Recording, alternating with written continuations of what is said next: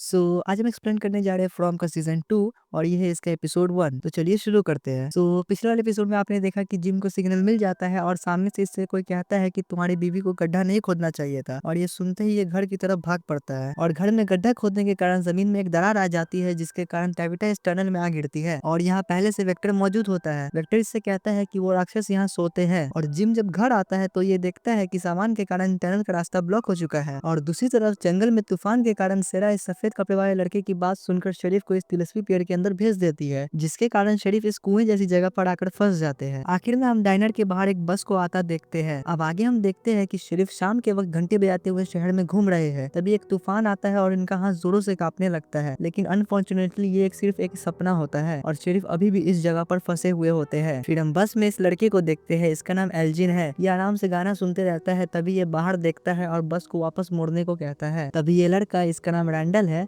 ये एल्जिन को वापस बैठने को कहता है, लेकिन एल्जिन इसके कपड़ों पर उल्टी कर देता है और इन्हें मजबूरन बस रोकनी पड़ती है। फिर सीन कट होता है और हम जेड और कुछ लोगों को सामान अंदर ले जाते हुए देखते हैं, और कॉलोनी हाउस के अंदर लाइट फूटने के कारण इस लड़की के आंख में कांच का टुकड़ा घुस जाता है। जेड चीजों को अंदर ले जाते रहता है। तभी इसे डाइनर के सामने एक बस खड़ी दिखती है। फिर ये डोना को बताता है कि डाइनर के बाहर एक बस खड़ी है, और जूली मौका देखते ही अपने डैड के पास भागकर चली जाती है, और इसके पीछे एलिस भी जाता है। और घर पर जिम टैबिटा को आवाज लगाता है, लेकिन नीचे से कोई जवाब नहीं मिलता। और टनल के अंदर विक्टर टैबिटा को सब कुछ समझाते रहता है। तभी इन्हें एक सूटकेस दिखती है और इसके अंदर एक व्हाइट कलर की ड्रेस होती है। फिर हम देखते हैं कि ये सभी लोग डाइनर के नीचे बारिश से बचने के लिए खड़े होते हैं, लेकिन ये बूढ़ी लेडी, इनका नाम टिली है, ये बारिश का पूरा मजा लेते रहती है। फिर हम देखते हैं कि जूली जिम को ढूंढते हुए घर की तरफ जाते रहती है, और जब ये बेसमेंट में आती है तब जिम इससे कहता है कि जाओ और कुछ मदद लेकर आओ। फिर ये बाहर आकर एलिस को सब कुछ बता देती है। तभी ये बारटेंडर एलिस से कहता है कि तुम यहीं रुको, मैं जाता हूँ, और ये इन लोगों से मदद मांगने लगता है। तभी रैंडल और ये लड़का मान जाते हैं, और तभी डोना इस पुलिस वाले के साथ यहाँ पहुँचती है, और ये पुलिस वाला इन सभी को डाइनर के अंदर ले जाता है। और दूसरी तरफ ये बारटेंडर इन दोनों के साथ बेसमेंट में आता है। जिम इन्हें सावधान करते हुए कहता है कि कुछ भी उठाने से पहले ये देखना कि वो दूसरी चीज से जुड़ी ना हो। फिर हम टनल में देखते हैं कि टैबिटा आगे जाने को मना करती है, लेकिन वेक्टर इसे जबरदस्ती आगे ले जाता है, और ये टैबिटा से कहता है कि उस सफेद कपड़े वाले लड़के ने कहा कि वो राक्षस अभी सो रहे हैं। और थोड़ा आगे जाने पर ये देखते हैं कि ये राक्षस सच में सोए हुए हैं। फिर हम शरीफ को देखते हैं। ये सेरा को पुकारते रहते हैं। तभी ऊपर से एक बूढ़े आदमी की आवाज आती है। ये शरीफ से कहते हैं कि मैं तुम्हारी मदद कर सकता हूँ, लेकिन बदले में तुम्हें भी मेरी मदद करनी होगी। और शरीफ बिना कुछ सोचे समझे मान जाते हैं। फिर ऊपर से एक रस्सी लटकती हुई आती है। वो बूढ़ा आदमी शरीफ से कहता है कि तुम्हें जल्दी करना होगा, नहीं तो वो वापस आ जाएंगे। फिर हम कॉलोनी हाउस में जेड को देखते हैं। ये अपना माल तैयार करते रहता है। तभी इसे वापस से ये सिंबल दिखता है, और साथ में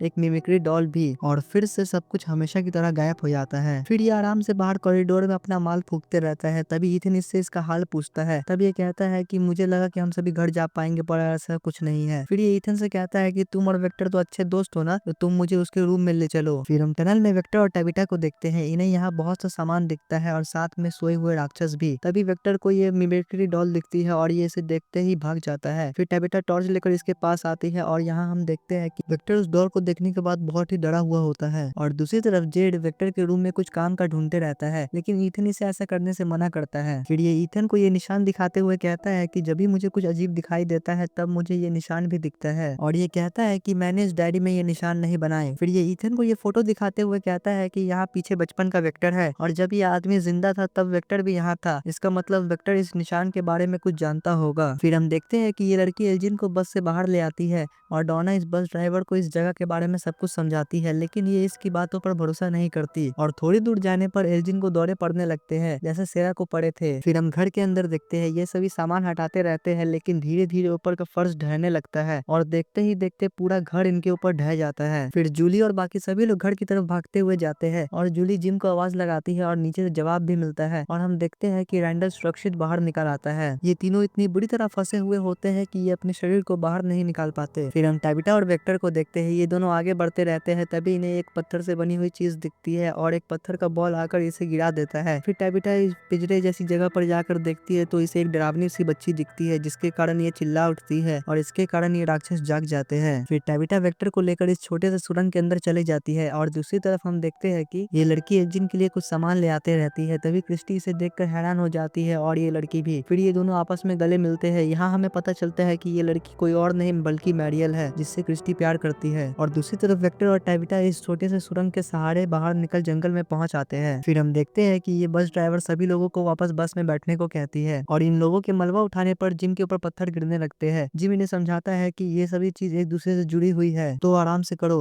लेकिन डोना इससे कहती है कि हमारे पास ज्यादा समय नहीं है। तब जिम इससे कहता है कि तो तुम्हें हमें यही छोड़ना होगा, लेकिन जूली इसके लिए तैयार नहीं होती। मगर डोना इसे समझाती है कि अगर हम इन्हें ढक दे तो उन राक्षसों को कुछ पता नहीं चलेगा। तभी ये बस ड्राइवर बस को स्टार्ट करती है और ये सभी लोगों को अंदर बैठने को कहती है। डोना ये देखकर बहुत गुस्सा हो जाती है और इनसे कहती है कि यहाँ सूरज डूबने के बाद मौत का राज चलता है और अगर आपको मरना नहीं है तो चुपचाप डाइनर के अंदर चलिए। लेकिन ये बस ड्राइवर और कुछ लोग इसकी बात नहीं सुनते। फिर डोना वैन में से अपनी शॉटगन लेकर बस का टायर पंचर कर देती है। इसके कारण बहुत से लोग इधर उधर भागने लगते हैं और इनके पीछे एलिस और फातिमा इन्हें रोकने के लिए चले जाते हैं। फिर ये पुलिस वाला आसमान में फायर करके सभी को डाइनर में जाने को कहता है और यहाँ जिम जूली से कहता है कि यहाँ घर के नीचे एक टनल जैसी जगह है और शायद तुम्हारी मॉम जिंदा है। फिर ये पुलिस वाला जूली को डाइनर में ले जाता है। आखिर में हम देखते हैं कि शरीफ इस कुएं जैसी जगह से बाहर निकल आते हैं और ये देखते हैं कि ये बूढ़ा आदमी जंजीरों से बंधा हुआ है और ये शरीफ से कहता है कि मैं चाहता हूँ कि तुम मुझे मार दो और ये कहते ही ये एपिसोड खत्म हो जाता है।